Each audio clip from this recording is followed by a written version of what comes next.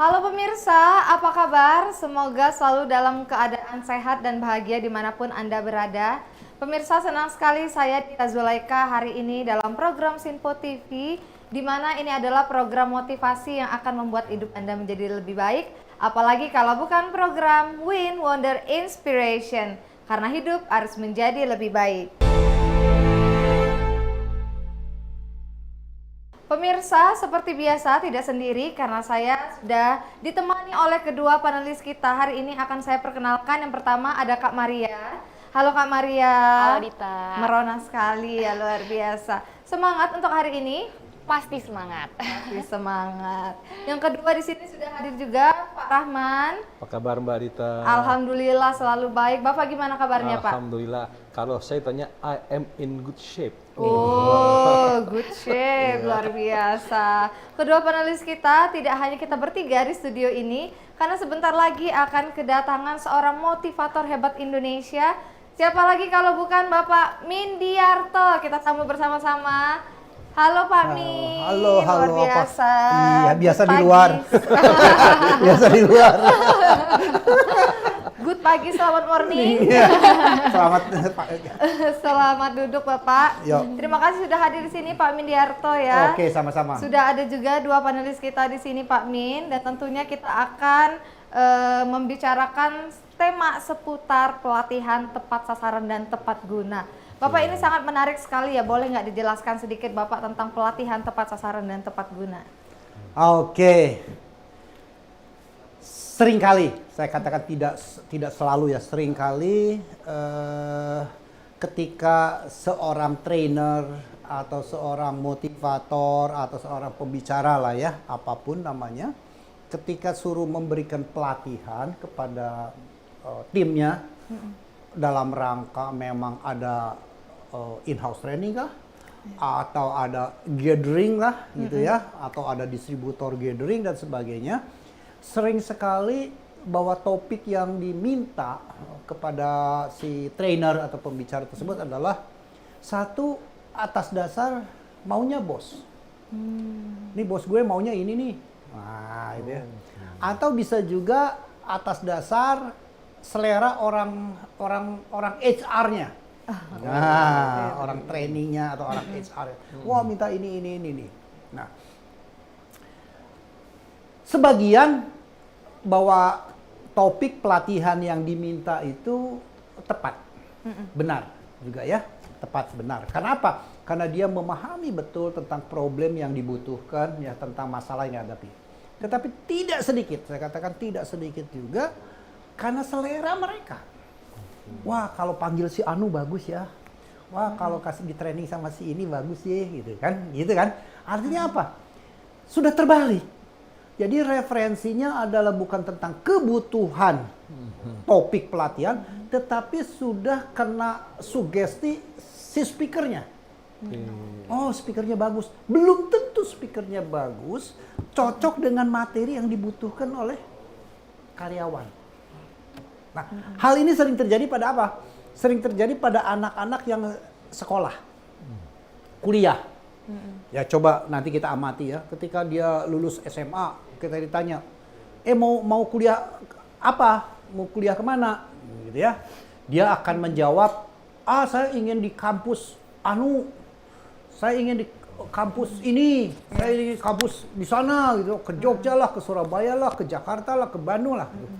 Jadi yang dituju kampusnya dulu, karena kampus itu punya ranking, punya keterkenalan. Ya. Sama dengan speaker juga punya keterkenalan. Padahal bisa saja kampus nomor 1 terkenal terbaik se-Indonesia, belum tentu untuk fakultas yang diminati adalah yang terbaik. Gitu ya, fakultas yang diminati kan belum tentu terbaik ya. Betul. Karena setiap kampus juga punya fakultas-fakultas unggulan. Betul. Nah, padahal ketika anak kita kuliah, itu kan sebetulnya harusnya bukan lihat kampusnya apa, tetapi lihat fakultasnya yang baik, adanya di kampus mana. Betul. Demikian juga di dalam dunia pelatihan. Sering sekali adalah kena figur speakernya dulu. Oh, speakernya itu gini yo. Materinya apa? Nyesuaiin. menyesuaikan materi. Ya tentang ini itu. Ya kebetulan mungkin speakernya sendiri ya oke aja lah. Ini namanya juga cuan masa nolak gitu kan. kasih duit nolak. Nah, inilah sumber-sumber yang mungkin perlu kita pahami teman-teman semua bahwa kalau kita kuliah nyari fakultas yang baik baru adanya di kampus mana. Betul. Apa kebetulan kampusnya satu kota dengan saya atau harus kampusnya luar kota contohnya. Tapi jangan dibalik, cari kampus dulu baru ambil mata kuliah, fakultas. dulu. Satu. Demikian juga di dalam pelatihan. Kebutuhan pelatihan didahulukan. Need-nya apa? Sudah tahu need-nya apa, baru cari speakernya siapa yang cocok. Ya. Speakernya siapa yang kompeten. Nah, level speaker yang kompeten itu ya kembali nanti ada levelnya lagi, ada kastanya lagi juga, ya. Setiap disiplin ilmu pasti ada levelnya. Level pemula lah, ada level yang sudah jam terbang 2 tahun lah, ada 5 tahun lah, ada yang sudah kawakan lah, bahkan mungkin ada yang sudah jadi masternya gitu kan. Nah, tinggal kemampuan spendingnya aja, berani bayar nggak lu? Tapi intinya adalah cari topik yang tepat, sesuai kebutuhan, baru cari narasumber yang tepat. Oke, begitu. Siap. Luar biasa, menarik sekali ya kedua panelis kita ya. Betul. Pak Min, seperti biasa kita sudah menyiapkan 4 amplop di sini sesuai dengan tema kita dan setiap amplopnya akan ada 3 pertanyaan yang langsung ditanyakan oleh panelis. Ya, Boleh dipilih Bapak? Amplopnya sesuai dengan saya punya. Oh, sesuai. Merah ya. Merah. Mau hitam nggak ada. Iya. Kayak gitu Kita semua. buat. Nggak ada, putih nggak ada. Boleh silakan Kak Maria. Kita perlihatkan terlebih dahulu kepada pemirsa yang ada di rumah. Inilah 3 pertanyaan di amplop berwarna merah. Amplop pertama kita pada hari ini. Silakan ditanyakan langsung Kak Maria. Amplop merah pertanyaan pertama. Apakah pelatihan yang selama ini dilakukan perusahaan sudah sesuai untuk memenuhi kekurangan keahlian karyawan? Nggak tahu jawabannya. Aduh, Kita pada tidak tahu Pak ya. Oke.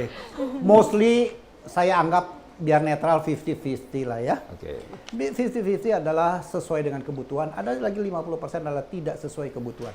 Apalagi kalau kaitannya adalah sudah dikaitkan budget atau anggaran menjadi kunci utama di dalam mengambil keputusan. Ya, mengambil keputusan. Karena biasanya ya setiap perusahaan pasti punya punya budgeting ya. Oh, anggarannya sekian, anggaran sekian. Oh, anggaran segini yang masuknya dapatnya speaker kelas ini. Kalau anggaran segini dapat speaker kelas ini gitu atau pembicara ya, narasumber. Itu konsekuensi yang diambil. Tetapi saya ingin coba switch mindset. Jangan dianggap bahwa yang murah itu pasti lebih murah. Nah, tidak, yang murah itu lebih murah. Ya. Contoh begini. Anggaplah ini ada minuman. Saya ngasih contohnya minuman dulu. Minuman ini isinya 1000 mili atau 1 liter. Harganya 50.000. Oke. Ada merek lain yang B, ini tadi A, B, sama isi 1 liter juga. Tapi harganya adalah 100.000. Paham ya? Satu 50.000, satu 100.000, isi sama. Secara absolut rupiah, 100.000 lebih mahal. Betul. Tetapi secara fungsi, belum tentu ini jadi lebih mahal. Oke. Apalagi kalau pakai dolusi campuran. Oh, ini 500. Ini kalau setiap 100 cuman pakai tambahan airnya 100 mili. Ya. Kalau ini cukup 30, airnya 100 mili. Ya. Sebetulnya jadinya ini lebih murah. Betul. Walaupun harga lebih mahal. Nah, jadi jangan berorientasi. Demikian juga di dalam dunia pelatih mencari speaker. Oh, pelatih ini dibayar 3 juta mau. Wah, si ini bisa 10 juta. Oh, si ini 5 juta mau, si ini 50 juta. Wah, 1 banding berapa? 5 juta dengan 50 juta, 1 banding 10 ya? Ya. Iya. Oh, 1 banding 10. Oke. Kelihatan pasti 50 juta lebih mahal. Ya. Absolut. Ya. Tetapi efektivitas ketika mendelivery ilmu, ini banyak cerita kosong. Ini daging semua. Ya. Istilahnya daging, Pak. Iya, daging semua gitu loh ya. Maka sebetulnya ya walaupun ini murah, tapi isinya gaji, ini 50.000, isinya daging, khas, dalam gitu. Kan mahal gitu. Iya. Nah, harusnya melihat adalah bukan semata-mata absolut rupiah yang dia spending, tetapi juga terhadap konten yang di delivery. Karena jam terbang, ya itu kan ada nilainya. Betul. Orang baru bekerja 3 tahun, 5 tahun, 10 tahun dengan punya jam terbang 25 tahun. Pasti punya nilai berbeda. Apalagi ditambah lagi career path-nya. Ya. Wah, dia kerja gini, tapi jabatan tertinggi paling area manager, Ya. manajer setengah belum jadi itu. Kalau manajer jadi kan udah pegang nasional itu, Ya. udah baru pegang wilayah. Ini sudah direktur. Dan karirnya sudah berjenjang dilewatin. Jadi ini jam terbang ini ada nilainya, ada harganya yang perlu dibayar. Dan kemudian bicara lagi efektivitasnya. Ini mungkin bicara 1 hari. Wah, bayar segitu. Lewat speaker yang handal, 3 jam selesai masalah ini, nggak perlu 1 hari. 2 jam bisa selesai. Karena apa? Sistematis, padat, dan dapat daging semua. Ya. Nah ya, jadi pemahaman inilah yang kadang-kadang bagaimana bisa terjadi dalam perusahaan itu, ya ada faktor kurang objektif di dalam mengambil keputusan untuk memberikan pelatihan. Luar biasa. Itu baru pertanyaan yang pertama ya Bapak ya. Kita lanjutkan ke pertanyaan yang kedua, boleh Kak Maria? Oke, Pak Amin, tadi kan di awal sudah dibicarakan kalau kadang-kadang kita mencari coach itu kan kadang-kadang chemistry juga ya Pak ya. Mungkin Betul. pertanyaan kedua ini bisa membantu kita semua juga untuk lebih tepat lagi memilih seorang coach gitu. Apakah setiap pelatihan yang dilakukan juga harus mempunyai goals atau target yang spesifik Pak? Yes. Begini. Nah, satu lagi hal yang sering sekali terjadi. Dianggap nih. Ketika sudah dilatih atau di training atau di coaching, semua problem itu selesai. Ya, betul. Betul, Pak. Jangan bermimpi seperti itu. Ya. Saya tidak akan oversold berani Kenapa? Karena setelah selesai, kalau training ya, setelah selesai acara, bubar, interaksi antara employee atau audiens dengan trainer kan sudah hilang. Betul. Ada interaksi itu ketika hanya di dalam satu ruangan. Betul. Maka ilmu-ilmu yang sudah di-delivery oleh speaker itu ke sana, maka perlu ditindaklanjut. Oke. Perlu di-follow up. Ya. Poin apa saja sih tadi ngomong sih? Hal apa saja sih? Nah, ini tidak lanjut oleh siapa? Oleh pimpinan setempat di mana dia bekerja. Oke, tadi speaker itu ngomong ini ya. Coba sudah dilakukan belum? Speaker ini ngomong ini, sudah dijalankan nggak? Kalau ada kesulitan, di mana kesulitannya? Ya. Apa yang perlu kita bantu? Nah, ini jarang terjadi. Dianggapnya selesai bicara, selesai masalah gitu loh. Ya masalah transaksi mungkin selesai gitu loh. Masalah kompetensi, masalah kinerja belum selesai. Betul. Karena apa? Itu baru sharing knowledge. Belum sharing skill. Belum sharing habit. Ya, betul. Gitu ya. Betul. Oke. Luar biasa. Ini ada pertanyaan terakhir ya di amplop berwarna merah kita yang pertama. Boleh dibacakan terlebih dahulu panelis kita. Oke, untuk pertanyaan ketiga Pak Min, apa indikator keberhasilan pelatihan yang paling utama dari setiap pelatihan? Pak Min tahan sebentar, kita akan menjawab pertanyaan ini sesaat lagi. Pemirsa jangan kemana-mana, kami akan rehat sejenak, tetap di Win Wonder Inspiration.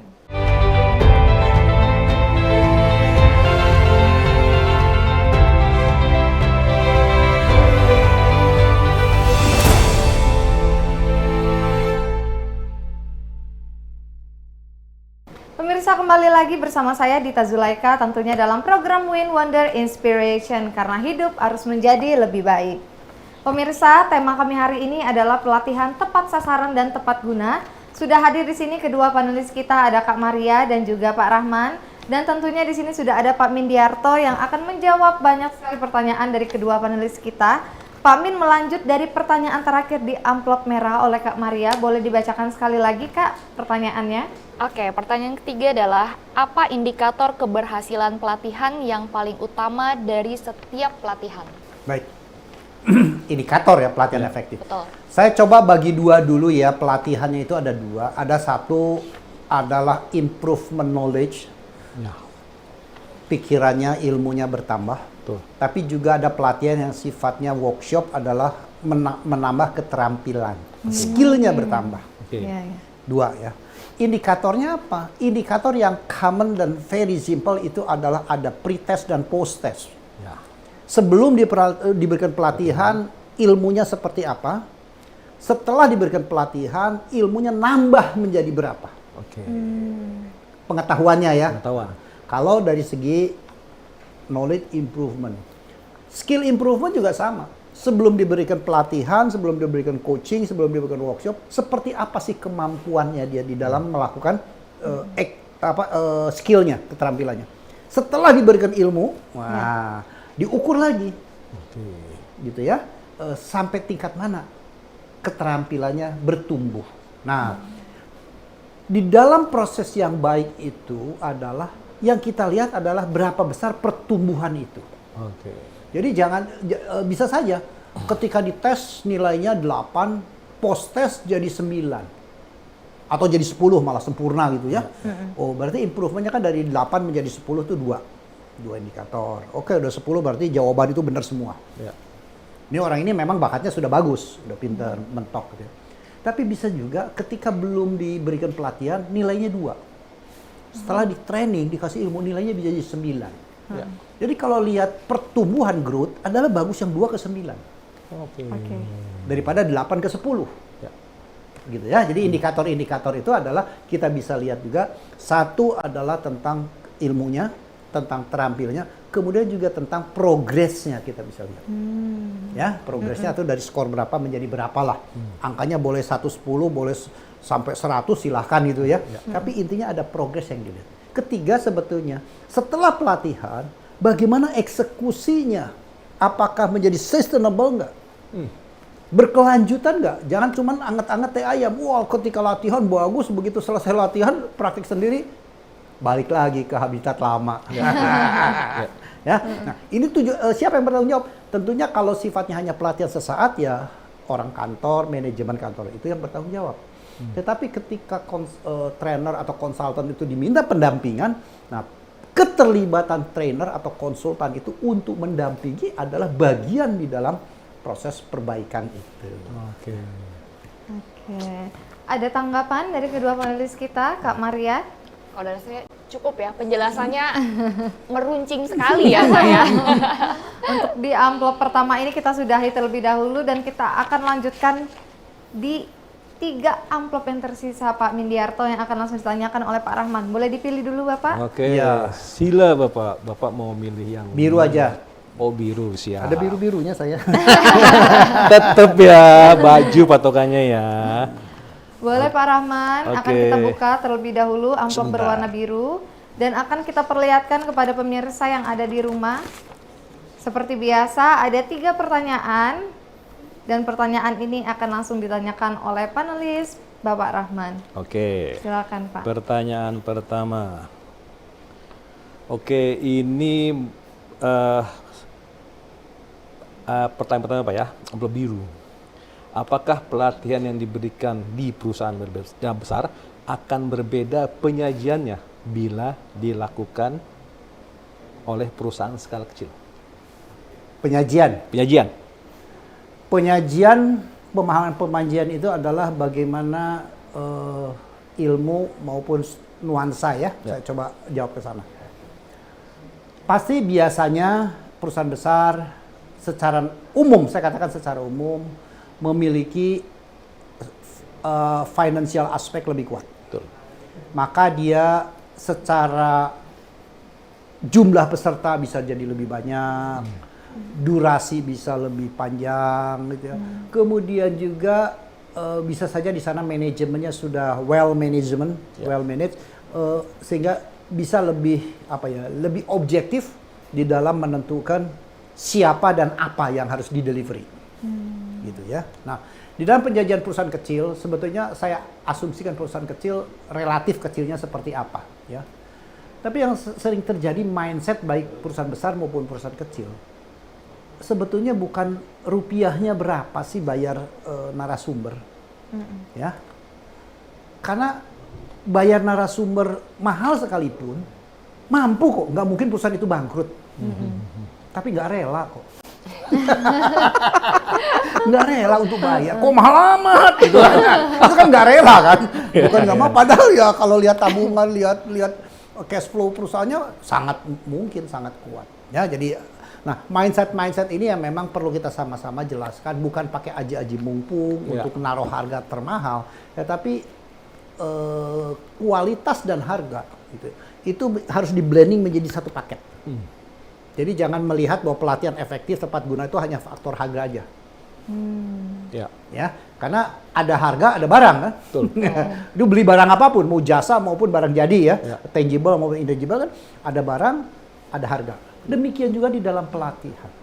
Ada harga, pasti ada barang. Nah, hanya bedanya adalah kalau kita beli barang tangible itu jelas, beli handphone, beda tipe, beda harga. Orang bisa terima. Beda 5 juta, beda 2 juta, beda 7 juta, karena beda tipe gitu kan. Orang bisa terima. Pelatihan judulnya sama, belum tentu orang rela. Judulnya sama padahal ya. Belum tentu judulnya sama. Padahal harusnya kan bukan dari judul pelatihan itu, adalah dari topik yang akan di-delivery. Judulnya apalah? Kiat-kiat sukses. Judulnya kiat menjual efektif. Setiap orang bisa bikin judul itu. Tetapi dalamnya, yang di-delivery, itu kan sangat berbeda. Betul. Nah ini sebetulnya yang harus dilihat oleh teman-teman juga, oleh para pimpinan perusahaan, melihat pelatihan efektif, tepat guna dan tepat sasaran. Artinya cari dulu topik yang dibutuhkan, baru cari narasumber yang tepat. Nah yang tepat ketemu 2, ketemu 1 ya sudahlah, terpaksa kita pakai. Kalau ketemu 2 atau 3 silakan di-pitching. Silakan dibanding-banding, karena ketemu 2-3 juga belum tentu akan sama. Betul. Ya kedalaman pengalaman dan macam-macam ya. Nah ini hal-hal yang perlu kita. Nah maka ketika dibanding-bandingkan perusahaan besar dan kecil, nggak apa-apa besar dan kecil, karena yang besar biasanya akan semakin kompleks juga kebutuhannya, karena orangnya semakin banyak. Perusahaan kecil mungkin sifatnya generalis. Ya, banyakan kan perusahaan kecil lebih generalis orangnya yang di bawah. Mungkin butuh pelatihannya juga yang sifatnya lebih ke arah generalis juga. Sehingga frekuensi menjadi berbeda, ya durasi menjadi berbeda. Kemudian spendingnya juga kan dihitung spendingnya itu kan bukan berapa rupiah aja, tetapi harus dilihat juga cost per headnya kan. Betul. Ya cost per headnya. Jadi bayar 10 juta yang ikut 10 ya satu orang 1 juta. Bayar 20 juta atau 30 juta 3 kali lebih mahal ya. 30 juta. Tapi yang ikut 100 kan jadi murah. Betul. Contoh kayak begitu ya, ada cost per head. Nah inilah hal-hal yang sebetulnya bagi teman-teman yang bergerak di bidang concern terhadap pelatihan, ada faktor-faktor mindset yang perlu kita pahami bersama. Begitu, Pak Rahman. Siap. Boleh Pak Rahman dilanjutkan ke pertanyaan ketiga Pak ya? Pertanyaan terakhir atau yang kedua? Kedua ini. Kedua, oke boleh silakan Bapak. Ini apakah setiap pelatihan yang dilakukan perusahaan lebih baik dan lebih berdampak bila dilakukan oleh vendor dari luar perusahaan, Pak? Oke. Apakah pelatihan itu cocok oleh internal trainer atau external trainer? Ya, betul. Depend on topic, depend on content. Bicara tentang product knowledge, internal trainer jauh lebih kuasai. Betul. Ya, tapi kalau bicara tentang general knowledge, bicara tentang kompetensi yang bisa saja tidak dimiliki oleh orang-orang internal, maka vendor atau eksternal menjadi sangat kuat. Kenapa sangat kuat? Trainer di eksternal itu selain membawakan materi yang dia bawakan topiknya ya, toh setiap topik itu kan sudah sudah ditambahkan dengan experience dari company lain. Perusahaan A kasih training topik yang sama B. Nah ini kan ada insight yang dia peroleh dan ini memperkaya ke perusahaan tersebut yang mungkin tidak dimiliki oleh perusahaan tersebut. Jadi apakah efektif dan tidak efektif? Saya bilang untuk yang sifatnya general, untuk sifatnya yang updating, mestinya eksternal lebih cocok ya. Tapi yang sifatnya sangat spesifik, sangat detail adalah internal trainer lebih tepat. Oke, terima kasih. Pertanyaan Silakan, terakhir, Pak. Sasaran apa yang seharusnya menjadi fokus dalam setiap pelatihan agar memberikan dampak positif dalam bisnis? Fokus, Pak. Fokus dalam pelatihan yang nantinya berdampak ke bisnis, Pak. Sasaran apa ya? Ya. Yang pasti sebelum menjadi sasaran, yang harus dilakukan adalah jangan ingin memberikan pelatihan, topiknya banyak, waktunya singkat gitu. Kayak makan gado-gado, segala macam ada gitu. kayak kita belanja supermarket lu Ya, apa lu gak ada ya, apa lu gak ada ya. apa lu gak ada. Nggak ada pelatihan yang seperti itu. Oke. Saya katakan. Oke. Jadi satu, perlu dilihat adalah pelatihan ini sifatnya adalah ingin menggoyang kepala, ingin menggoyang fisik, atau ingin menggoyang hati. Menggoyang kepala artinya dari tidak tahu menjadi tahu. Ya. Kepalanya digoyang, ilmunya digoyang. Ya. Menggoyang fisik adalah dari tidak terampil menjadi terampil. Oke. Dari tidak bisa menjadi bisa. Oke. Tapi terjadi orang tahu, orang bisa tapi tidak mau kan? Ya. Tidak melakukan. Betul. Artinya yang digoyang hati ini. Menarik sekali Yang Pak ya. digoyang adalah hatinya. Luar biasa. Kita akan melanjutkan lagi perbincangan yang sangat seru ini. Tapi jangan kemana-mana pemirsa, kami akan rehat sejenak. Tetap di Win Wonder Inspiration.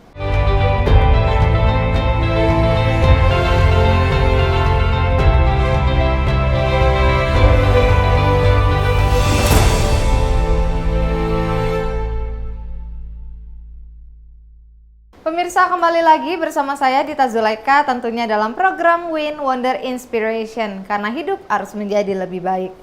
Pemirsa, tema kami hari ini adalah pelatihan tepat sasaran dan tepat guna, bersama dengan dua panelis yang ada di sini, ada Kak Maria dan juga Pak Rahman, dan tentunya ada Pak Mindiarto yang akan menjawab banyak sekali pertanyaan dari para panelis melalui amplop-amplop yang sudah kami siapkan. Dan melanjutkan lagi dari amplopnya, tadi terakhir Pak Rahman sudah membuka amplop yang warna biru, dan sekarang giliran Kak Maria untuk Kuning. membuka amplop warna kuning. Boleh? Ya. Silakan Kak Maria. Oke. Seperti biasa akan kita perlihatkan terlebih dahulu kepada pemirsa yang ada di rumah. Ada 3 pertanyaan yang sudah kami siapkan, dan pertanyaan pertama ini akan langsung ditanyakan oleh panelis kita Kak Maria. Silakan Kak Maria. Oke, pertanyaan pertama dari amplop kuning. Apakah pelatihan harus dibuat berdasarkan jenjang jabatan agar komunikasi dalam pelatihannya lebih cair, Pak? Oke. Apakah pelatihan perlu jenjang jabatan? Apalagi kalau jenjang jabatannya itu sudah masuk ke dalam perbedaan level ya, sangat perlu. Kalau sifatnya itu apalagi teknis ya, apalagi skill yang berbeda, contohnya pelatihan untuk supervisor atau dengan manajer nggak bisa untuk frontliner. Beda, karena di dalam manajer, frontliner ada faktor leadership, ada faktor supervisory, ada faktor lagi controlling gitu kan. Ya. Dan tidak perlu melibatkan anak buah, karena anak buah yang mau gua kontrol gitu loh. Contoh, jadi perlu secara leveling, yes, gitu ya, itu satu hal. Terus kedua, tentunya nanti akan berlainan topik. Mestinya berlainan topik. Bisa topik yang sama tetapi yang satu basic, yang satu advance, bisa saja terjadi ya. Contohnya leadership untuk pemula dan nanti leadership untuk advance bisa terjadi.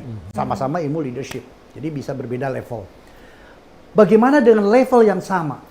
Kalau jumlah orangnya banyak, ya jumlah orangnya banyak, memang perlu juga ada sebuah cluster-cluster lagi.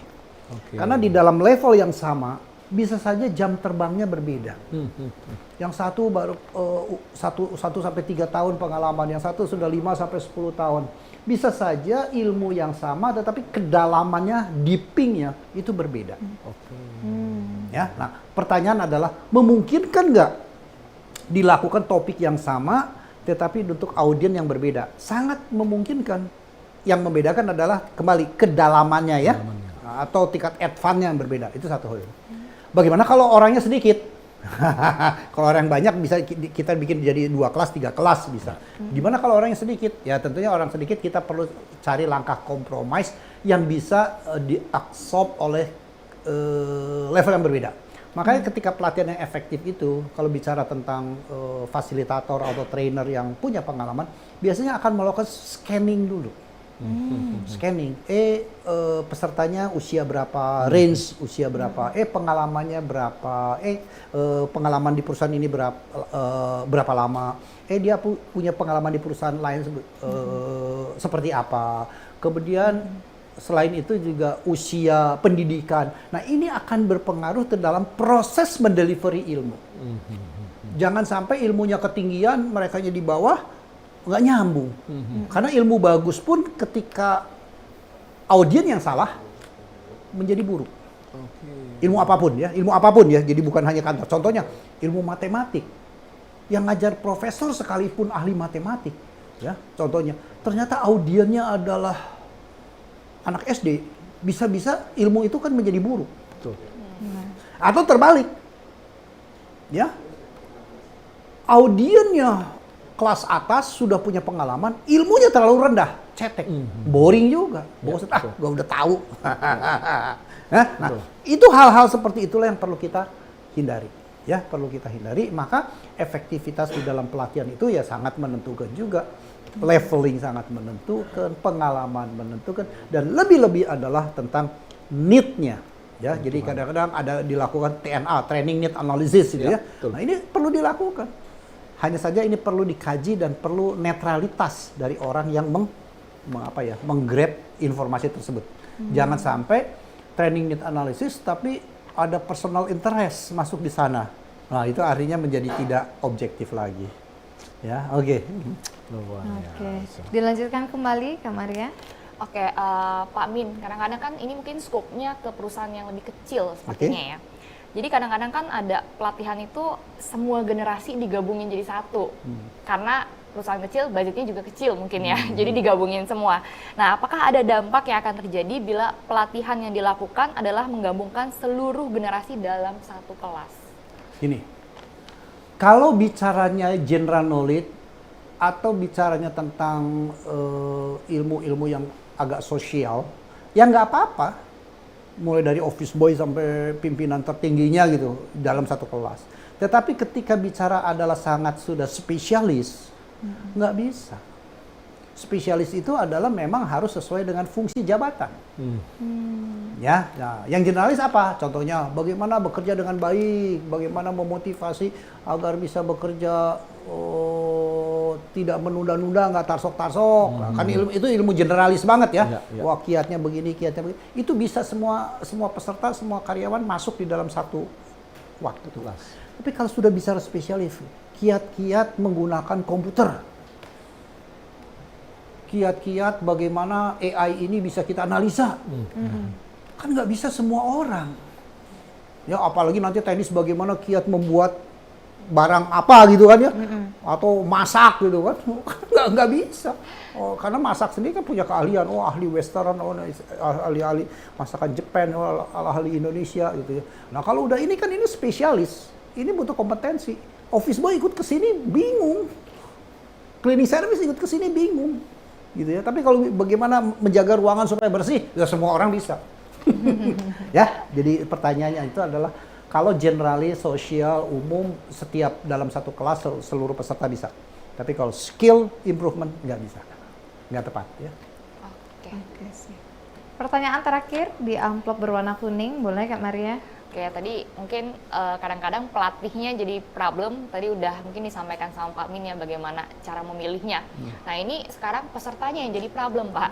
Ini pertanyaan ketiga, apa yang harus dilakukan dalam kelas pelatihan bila para pesertanya tidak aktif untuk memastikan tepat penggunaan implementasinya? Nah, Kelasnya tidak aktif, pesertanya tidak aktif, kemudian implementasinya jadi nggak pas gitu loh, karena nggak aktif mereka, Pak. Betul. Oke. Kalau sangat variatif kebutuhannya, jangan dilakukan sebuah kelas yang sifatnya lecturing, ngajar. Lecturing ya, ngajar. Pesertanya banyak semua di sini, berbagai level gitu kan ya, kita ngajar. Itu lecturing ya. Hindari proses lecturing. Lebih baik kita bicara dialog aja. Dialog aja. Jadi perwakilan dari teman-teman customer service apa sih masalah yang dihadapi, problemnya apa? Ngomong ya kita jawab. Nanti orang sales bagaimana, nanti orang HR bagaimana, nanti orang produksi seperti apa, nanti orang delivery seperti apa, nanti orang warehouse seperti apa. Jadi lebih ke arah dialog aja. Ya, dialog. Jadi problem yang diungkap itu jawabannya adalah sesuai dengan harapan dia. Artinya apa? Pertanyaan itu kan sebetulnya kebutuhan dia kan. Betul. Nah, lebih baik jangan pakai topik. Tapi kita lebih bicara aja dinner talk. Kan umum ya. Atau topik-topik yang sifatnya tidak ada topik. Ya, jadi hanya sifatnya diskusi, tanya jawab, atau enrichment, atau enlargement, atau enlightenment, apapun ya. Nah, itu adalah lebih tepat ketimbang bertopik. Kalau general banget ya, banyak variasi. Oke. Mungkin ada tanggapan dari kedua panelis kita terkait dari pertanyaan di amplop yang berwarna kuning, Kak Maria atau Pak Rahman, ingin menambahkan lagi mungkin ya insight-insight dari tema kita ini? Dari saya cukup, dari Kak Maria. Mungkin saya mau perjelas lagi mungkin yang di pertanyaan ketiga tadi ya Pak. Berarti as a HR atau company kita juga harus menganalisa orang-orang yang mau kita kirim itu karakternya seperti apa. Betul. Gitu ya. Oke. Oke. Atau kalau enggak, tidak dalam bentuk tanya jawab, ya kalau kita pelatihannya anggaplah 1 hari itu 6 jam efektif ya. 6 jam efektif. Mungkin dibagi 4 klaster aja. 1,5 jam dengan kelompok ini ya. Nanti 1,5 jam kedua dengan kelompok ini ya. Yang kira-kira kebutuhannya tuh ada similar, ada kesamaan. Nanti kelompok ketiga, 1,5 jam ketiga adalah si Anu saja. Nanti 1,5 jam keempat ada dengan kelompok ini. Sehingga topiknya juga bisa menjadi 4 subtopik itu ya. Itu efektif. Nah, biasanya kalau saya lakukan adalah minta pelatihan tidak langsung saya telan. Ya, siap. Saya akan gali informasi dulu. Kebutuhannya apa sih? Masalahnya apa sih? Key point-nya apa sih? Harapannya apa sih? Nah, kemudian dia lihat mereka siapa saja sih. Itulah biasa saya akan memberikan sebuah saran tentang topik. Bisa saja mintanya topik A, saya kasihnya jadi A aksen atau B aksen. Kenapa? Setelah melakukan scanning tadi. Kebutuhan, masalahnya apa gitu kan ya, kemudian audiennya seperti apa, juga banyak masalah yang dihadapi utama, masalah apa. Nah, bisa saja topiknya digeser. Nah, itu sebetulnya kalau kita bicara konsultan atau trainer punya jam terbang, ya mestinya melakukan seperti itu. Tapi memang itu kerjaan capek. Ya, betul Pak. Extra job. Betul. Itu extra job. Oke. Luar biasa. Kita masih mempunyai amplop terakhir ya, amplop terakhir yang akan dibacakan oleh panelis kita. Tapi sebelum dibukakan oleh Pak Rahman, kita akan rehat sejenak. Pemirsa jangan kemana-mana, tetap bersama kami di Win Wonder Inspiration.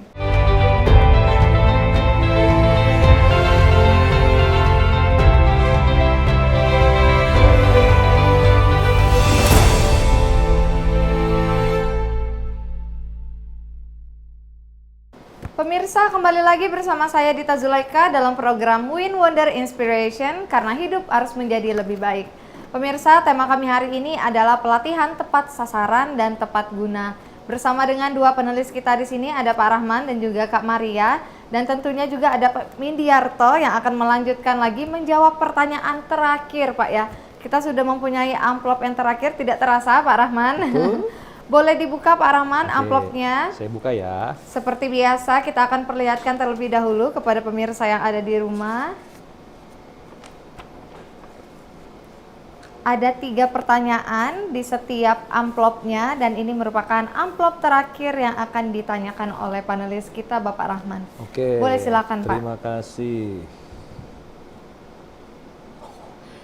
Ini suasana pelatihan Pak. Suasana. Pelatihan.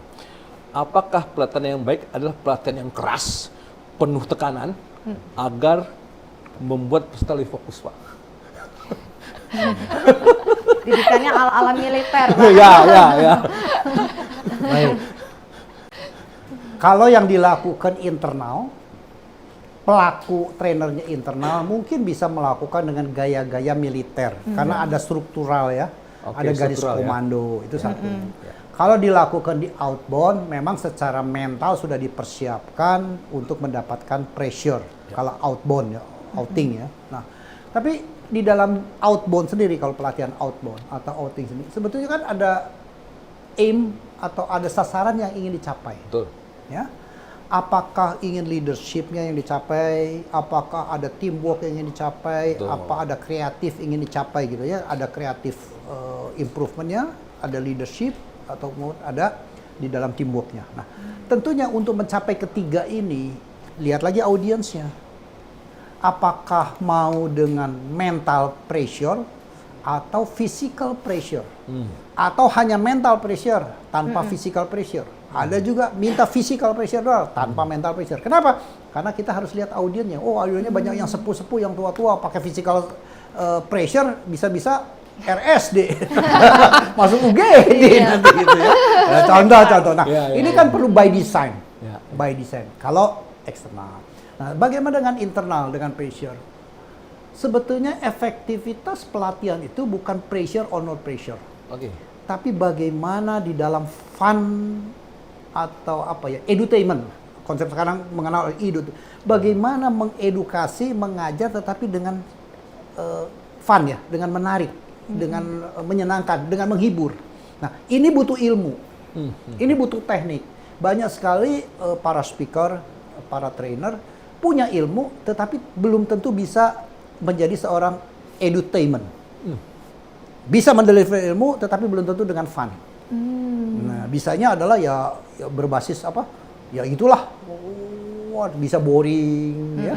Bisa juga ya mungkin kalau pas topik-topik tertentu harus di force ya.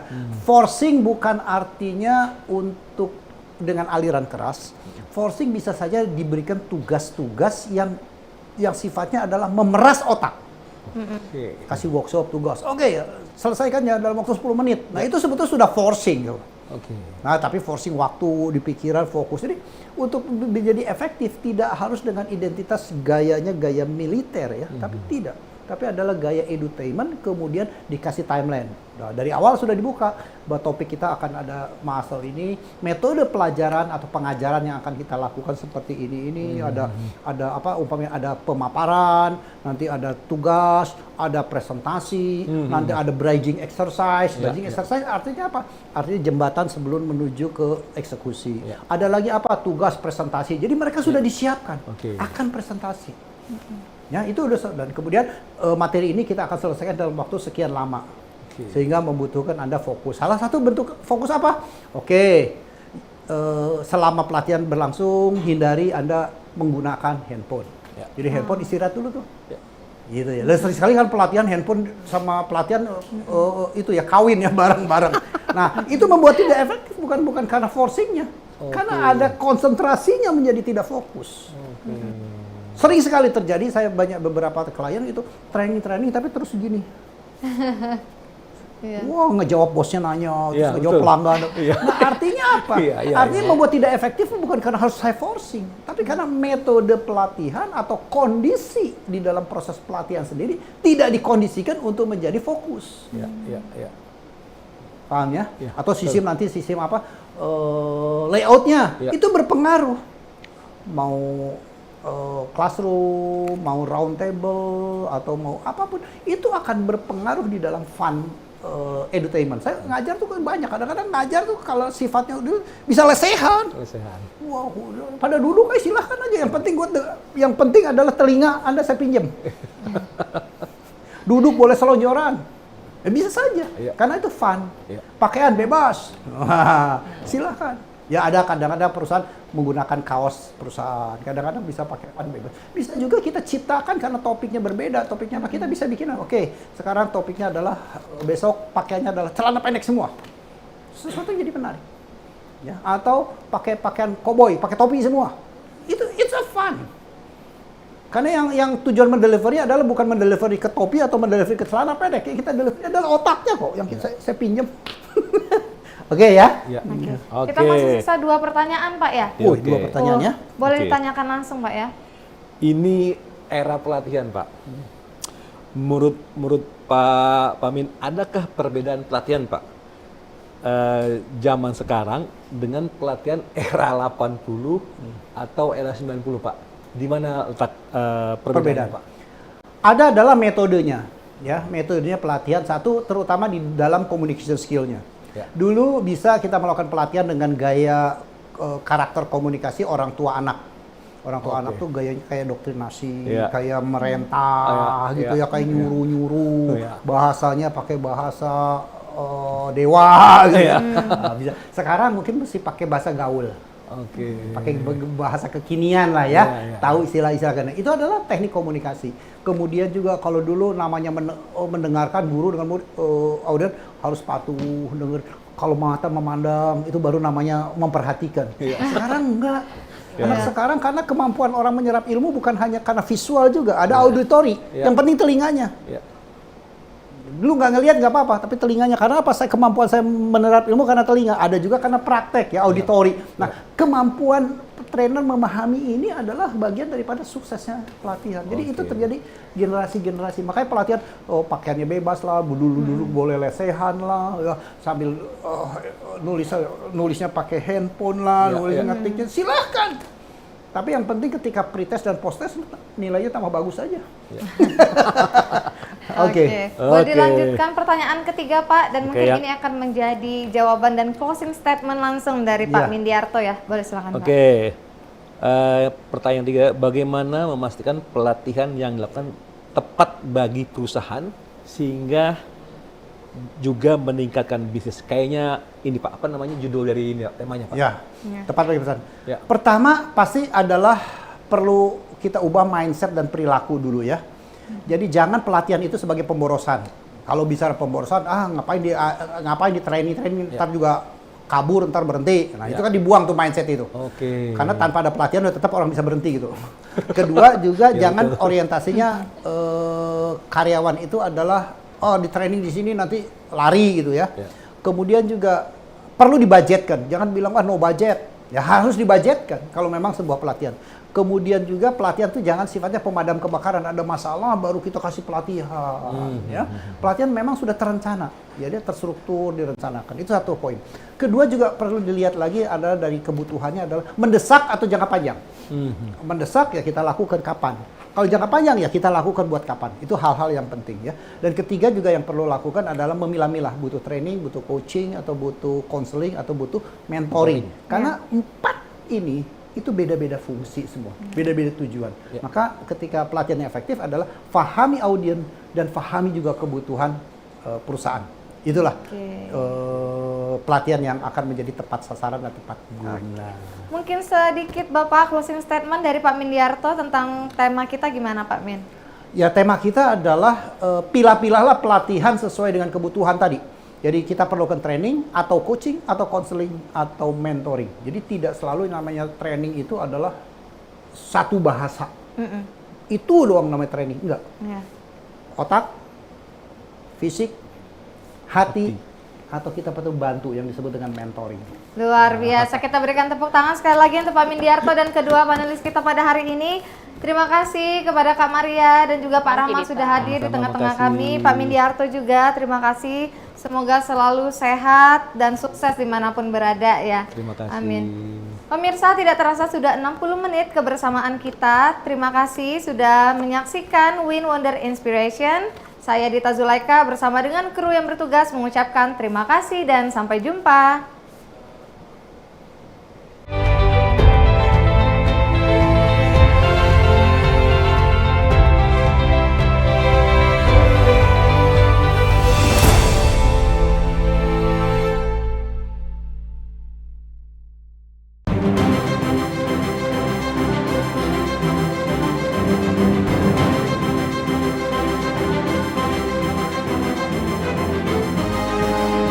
Simpo TV, News, Sport, Entertainment.